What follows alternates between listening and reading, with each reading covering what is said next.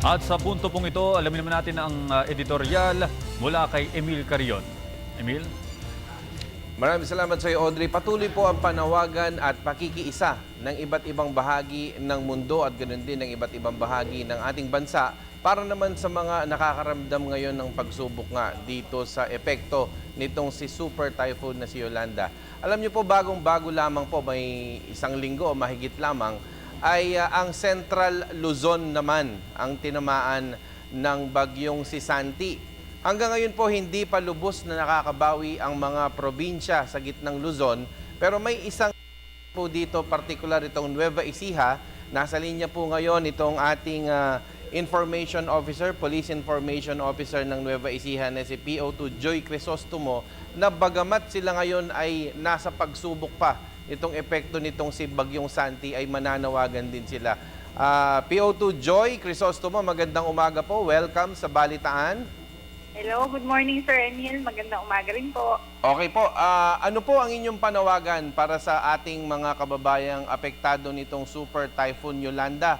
Mukhang meron na kayong naipon na mga gift at mga relief na gusto nyong ipadala po.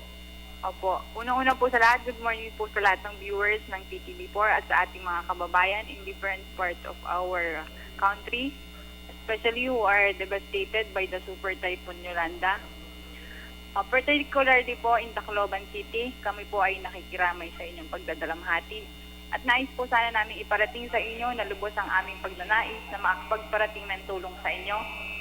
In behalf po ng PNP San Antonio at sa aming pong Provincial Director na si Police Senior Superintendent Crisaldo Nieves, sir, we are appealing to our viewers and kababayan in Nueva Ecija to please extend our help and support to the victims of calamity in every means.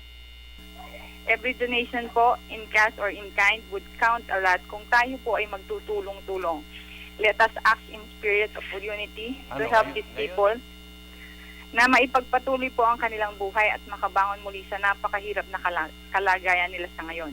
Kaya po muli kami po ay nananawagan sa lahat ng ating kababayan. Makiisa po tayo sa ating pamahalaan sa paggawa ng hakbang upang maibangon ang mga kababayan na tinamaan ng bagyong Yolanda. Hindi na, ubos na. Okay, PO2 Joy Crisostomo, ano-ano po yung mga pwedeng ipunin at pagsamasamahin ng ating mga kababayan dyan sa Nueva Ecija at saan pwedeng ihatid? Pwede po siguro kasi po ngayon po yung dito po sa amin sa San Antonio, meron na po kasing yung pong DSWD po namin nagsabi na po na may mga nakaredy na silang damit na ibibigay po doon sa mga natamaan ng bagyong Yolanda. Pwede rin po siguro yung mga pagkain or kahit ano po na pwedeng makakatulong po doon sa mga kababayan natin na nasalanta ng bagyong Yolanda. Okay, so PO2 Joy Crisostomo, kung ano naman po ang inyong maipon dyan, ano man ang ika nga ay mapagsama-samang ihahandog ng ating mga kababayan sa Nueva Ecija, tawag lang po kayo dito sa PTV, Telebisyon ng Bayan, lalo na dito po sa ating tulong ng para ating ipadala yan sa ating mga kasamahan kung saan man pong bahagi ng Visayas o kahit yung mga apektado pa rin sa Bohol ay maipadala na po natin ang inyong mga relief. Opo, sige sir. Marami pong salamat sir. Okay, maraming salamat po.